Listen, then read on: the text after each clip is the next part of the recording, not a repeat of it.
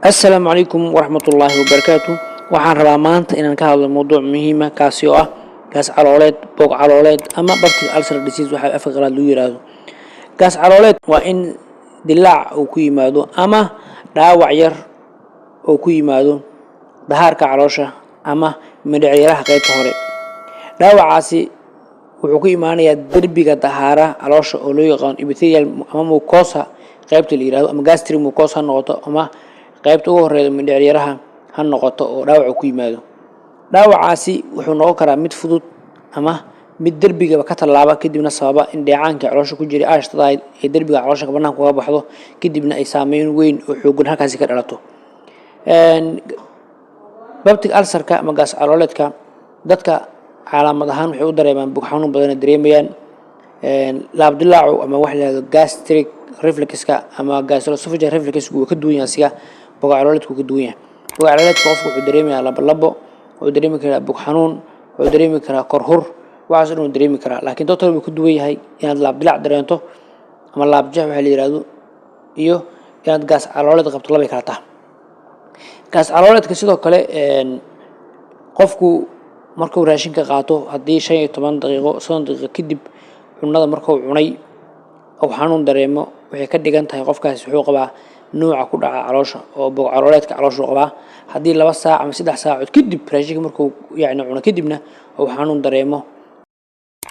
si mataqaana oo qabaa mid ku dhaca mindhicirada qaybaha hore wali mindhicirada si guud waxa sababa inta badan ee la sheego gaas calooleedka bacteria lagu magacaabo Helicobacter pylori waxa kale oo sababa isticmaalka daawooyinka loo yaqaan NSAIDs daawooyinkaas waxa ugu muhiimsan daawada la yiraahdo ibuprofen, naproxen, aspirin daawooyinka waxay ku jiraan ugu badan ee keeni kara sidoo kale aashtada caloosha oo badata qayb weyn ka tahay stresska marka loo jeedo fikir tiro badan maybe fikirka uu ku jiri kara laakiin qofka hadii xanuun la soo darsa kale hadii dhaawac uu jiro hadii arrimo kale ay jiraan oo kale waxay keeni kartaa in uu ku sameysmo dilaac caloosha ku sameysmo oo caloosha derbiga uu nuglaado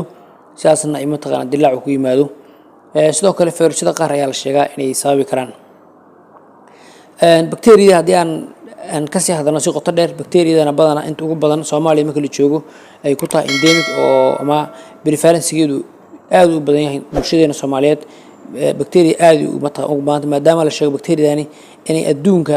wadamada la yiraahdo low socio economic dadka dhaqaalahu hada soo korayo ay ku baanta oo poor hygiene ka nadaafadu aad u hooseydo maadaama orophacal ay tahay oo gacmihii ay ku gudbaydo oo qofkii baashu saxarada ku gudubtaa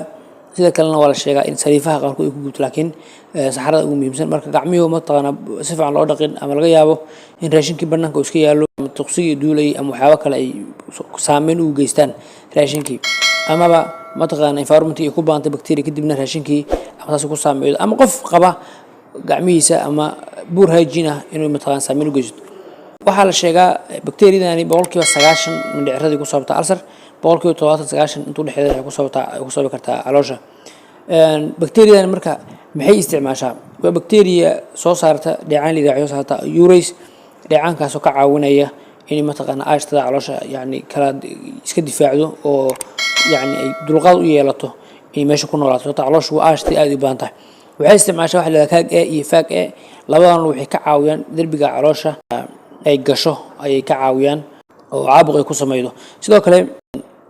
waxay isticmaashaa wax la yiraahdo flagella oo ah wax lagu hayo ku socon lahayd oo meesha derbiga si fiican ugu socoto kadib dhaawac ay qaybin u geysto marka kaag ay faag iyo flagella waxay qayb yihiin waxba ka qayb qaadanaya in bacteria derbiga dhaawac u geysato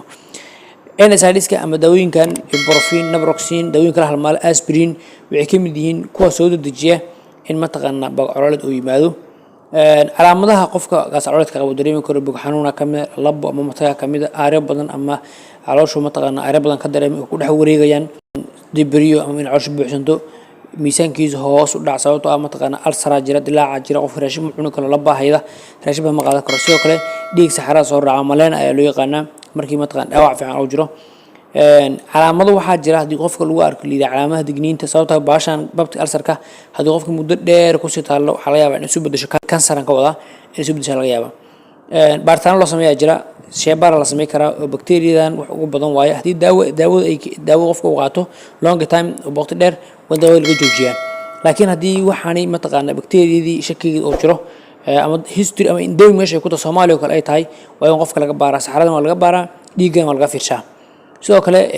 camera la yiraahdo endoscopic ayaa qofka la geliyaa oo dhuunta laga soo gelshaa taas caash loo raadiciyaa si nabarka intuu leeyahay loo arko iyo waxyeelada bakteeriyadu geysatay ama aashtada iyo wixii iskaashan ay geysteen daaweynta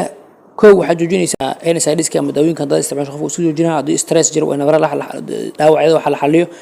waa in bakteeriya dajista bakteeriya daawooyinka ka mid ah sidoo kale waa in la qaataa daawooyinka sida badanaa Soomaaliya iska BBI la proton pump inhibitor oo kamid ah omeprazole, esomeprazole, lansoprazole waa badiyin groupkaas oo dhan qofku inuu qaataa sababtoo waxay ka joojinayaan xogaa ashta tirada caloosha la soo deynay nabarka dhaawac u geysanayay sidoo kale qofku waa inuu qaataa daawooyinka qalanjaasha ay bakteeriya dili kara daawooyin isku daraha jira sida metronidazole amoxicillin daawooyinkaas la isku daraa kiniga omeprazole kala la qaataa ama lansoprazole ama esomeprazole waxa heli karto laba waqti la qaataa 4 maalin aan wado waayo kadibna mataqaan waxa laga yaabaa in bakteeriyadu ayna tahaba bakteeriyada ka guud ahaanba ay ka dhimato laakiin inta qaadanayo maadaama daawooyin badan aad qaadanayo waa inaad nafaqo fiican ku cuntaa waa inaad biyo badan ku cabtaa waa inaad dul qaadataa xanuunka si bakteeriyadani mataqaan ay kaaga dhamaato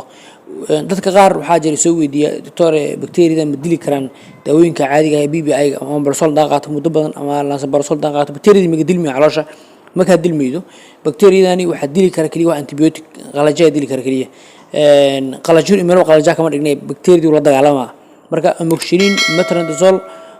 daawooyinka ugu badan oo la isku geeyay kamid yihiin bakteeriyada in la dagaalo iyo iyadoo loo geeyaha mataqaana daawada la yiraahdo omeprazole ama proton pump inhibitors noocyada kala duwan lansoprazole waxa uu hortagi kartaa nadaafadda si guud loogu dadaalo maadaama baashu ay ka yimaado nadaafad xumo marka cunada oo kale waa diiramaad lagu cunaa oo kuleyl lagu cunaa xogaa yar oo qabowga laga ilaaliyaa siyaabahaas lagu hortagi karaa هذا ما سنتين موضوع إني ما أنت هذا إني قاس على كل كسم كوبينا وحن فريق موضوع عن فعل دون واحد بدن يبين دونه شيء شرقرية إن شاء الله تعالى كومنت قال لك يعني الله إن شاء الله تعالى channel كوسبيرة سبسكرايب سارة السلام عليكم ورحمة الله وبركاته.